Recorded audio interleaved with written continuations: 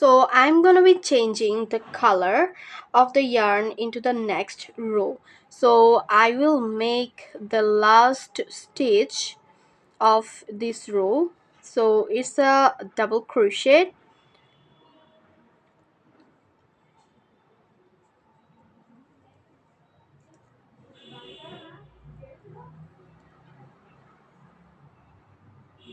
Now as our double crochet is done, here is a loop. So to change the color, this is our next color. So I'm gonna insert the hook to the loop, then grab the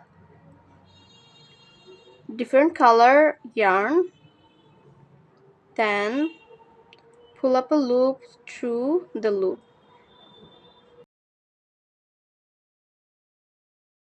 Take a decent amount of yarn, then pull up your first color yarn like this.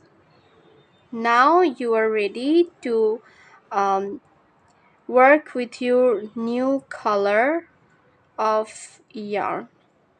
And after working with this yarn, you have to just secure your two yarn as well. So this was our first color yarn, and I cut the yarn. Now I will work with the next color yarn.